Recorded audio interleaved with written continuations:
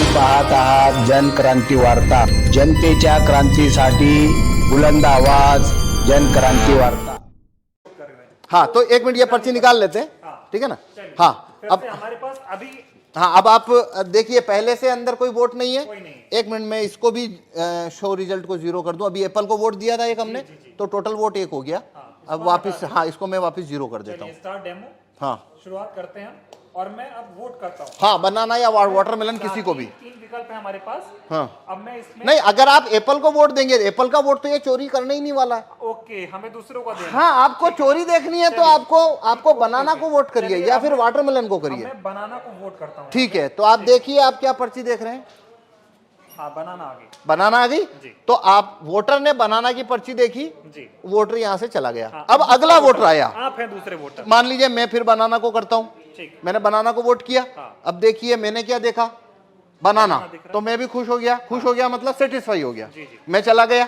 अब मान लीजिए आप आए, आप फिर से बनाना को वोट करिए, मान लीजिए। मैं फिर से बनाना को वोट कर देता अब देखिए आप क्या देख रहे हैं यहाँ पे, हूँ। बनाना देख पा रहा हूँ। बनाना देख रहे हैं, जी। तो आप सेटिस्फाई हो गए। हाँ। आप भी चले गए। तो हमने 3 वोट कर दिए। 3 वोट कर दिए। ये बनाना बनाना बनाना, एक वोट और कर लेते हैं। ये मान लीजिए मैं अब वापस बनाना को वोट कर रहा हूँ। ठीक है।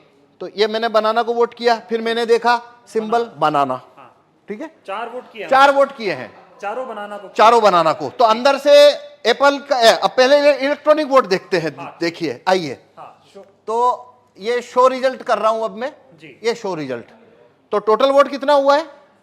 4 वोट हुए हमारे। अब एप्पल को कितना मिला, 3 मिला हुआ है। कौन जीता यहाँ।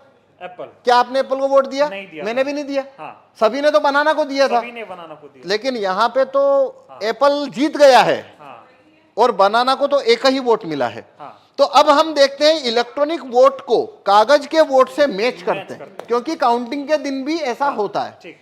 ठीक है। हाँ। तो देखिए अब हम कागज का वोट देखते हैं। ये देखिए, ये कागज का वोट, कितना कागज का वोट है। 4 है। Total vote 4। अब देखिए यहाँ पे टोटल वोट कितना है। 3 एप्पल। नहीं, टोटल वोट कितना है, और यहाँ टोटल वोट कितना है कागज का। 4। एप्पल का कितना वोट है, 3। यहाँ एप्पल का कितना है, 3। और यहाँ बनाना का कितना है, ये बनाना का 1। जबकि तो चारों ने बनाना को तो दिया। आप 100% वीवीपैट की पर्चियों की काउंटिंग करिए। ये लो काउंटिंग कितने की करनी है, कर लो काउंटिंग। क्या आपकी चोरी पकड़ में आई। नहीं है अभी, लेकिन मांग ये हो रही है, जो विपक्ष के, जो इंडिया गठबंधन के तमाम नेता हैं, वो ये कह रहे हैं कि वीवीपैट की पर्चियों की 100% मिलान होनी चाहिए मशीन की गिनती। आप बताइए होनी चाहिए क्या। नहीं, इस क्या हिसाब से मतलब- जो आप दिखा रहे हैं, इसमें से तो आप साबित ही नहीं कर पाएंगे कि ऐसा गलत हुआ। भाई ये मैं ना खोलूं, हाँ। तो यहाँ पे तो ये होने के बाद में जो बनाना का कैंडिडेट है वो वोटर को बोलेगा भाई तुमने तो मेरे को वोट ही नहीं दिया। वोटर बोलेंगे हमने तो बराबर वोट दिया, पर्ची छपी भी एक देखी। सवाल और है, अभी हम जब वोट डाल रहे थे तो यहाँ पे पर्ची यही एक ही दिख रही थी। हाँ, वही जहाँ पर्ची में बार बार, कटनी चाहिए पर्ची, जो कि कटती पर नहीं, ऐसे वो, होनी चाहिए। हाँ, पर उसको वोट फुल कट करेगा नहीं, क्योंकि उसको वोट जब चोरी करना है तो कट तो वो नहीं नहीं करेगा।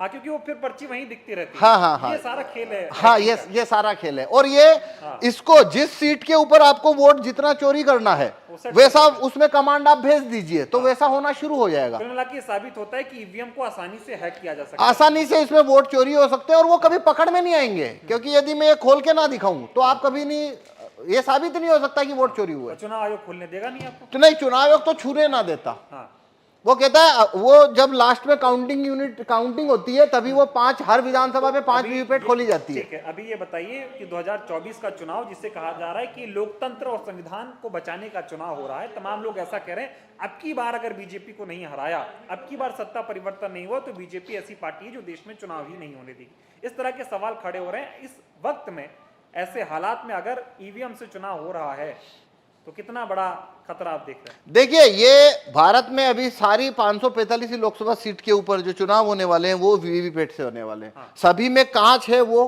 काला है। सभी में लाइट की अवधि 7 सेकंड है। तो मतलब ये अभी जो चुनाव है, वोट ईवीएम से चुनाव कराना, उसका कोई मतलब ही नहीं बनता। कोई मतलब कोई नहीं, भी मतलब नहीं धांधली हो रही है उसमें, बनता। बेईमानी हो जितना धांधली करना है उतना हो सकता है। 5 सीट करो चाहे 50 सीट करो चाहे 100 सीट धांधली करो, और वो कभी पकड़ में नहीं आएगा। इसीलिए हम ये, भाई आपने, अगर मैं ना गेट खोलूं, आपको पकड़ में आ रहा है, नहीं आ रहा, किसी को आ नहीं सकता। मतलब सारा खेल इसी काले शीशे का है, ये जो हाँ लगा हुआ है। हाँ, तो इसलिए हम कह रहे हैं कि देखिए भारत के अंदर सिटीजन के पास कोई ज्यादा राइट्स तो है नहीं। वोट वापसी के कानून, राइट टू रिकॉल भारत के लोगों के पास नहीं है, जूरी में आने की पावर नहीं है, और रेफरेंडम पावर, भारत में रेफरेंडम का पावर नहीं है। एक ही सिर्फ सिटीजन के हाथ में केवल एक ही लाठी है मताधिकार। और वो है वोट देने का कानून, बस इतना सही तो है। न तो वोट वापस लेने का कानून है, न जूरी में आने का कानून है, ये सब तो है नहीं। अब वो एक ही तो कानून है जो सिटीजन की तरफ है, और उसको भी ईवीएम ने उसको भी मतलब डाउटफुल कर दिया। अब तो देखिए ये एक अलग बात है, वो तो एक लेबल होता है, लोकतंत्र खतरे में है। भाई यहाँ वोटिंग खतरे में साफ दिख रही है। अब अगर लोकतंत्र जो भी होता है क्या होता है, वो एक अलग बहस है कि आप लोकतंत्र किसे कहते हो। पर यहाँ भारत में जो भी है, रूलिंग क्लास के पास सब कुछ है, वोटर के पास तो वोटिंग है, और ये वोटिंग जो है वो पूरी तरह से संदेह के घेरे में आ जाती है। तो पूरा लोकतंत्री जैसे आपको वो संदेह के घेरे में आ जाता है। तो मेरे से आप पूछो तो 2024 की में जितनी भी पार्टियां, रिकॉग्नाइज पार्टियां जो कि चुनाव लड़ रही है, या वो उन्होंने ये मुद्दा ही गलत उठाया कि भाई 2024 के बाद में यहाँ पे चुनाव ही नहीं होंगे। भाई अभी कहाँ हो रहे हैं? आपने मुद्दा इसको बनाना था कि काला कांच जब तक है, फेल हो रहा है, बस बटन दब रही है। नहीं तो वो अभी भी तो नहीं हो रहा है भाई। मैं समझ पा रहा हूं। देखिए एक बात समझिए, जो व्यक्ति ये कहता है कि 2024 के बाद चुनाव नहीं होंगे, क्यों भाई? क्यों? क्योंकि बीजेपी की अगर सरकार बन गई तो भाई तुम काला कांच जब तक है तो सरकार उनकी बनेगी, वो आप मतलब तो वो तो बात वही खत्म हो गई ना। वो अभी से खत्म तो हो गया आप लोकतंत्र। वो मुद्दा चुनाव के बाद क्यों ला रहे हो? आप चुनाव में ये मुद्दा रखो ना पहले कि भाई जब तक ये कांच काला है, हमको आप बैलेट पेपर रखवाइए। और रिकॉग्नाइज पार्टी अगर इस मामले को उठाए तो अभी भी इतना वक्त है कि ये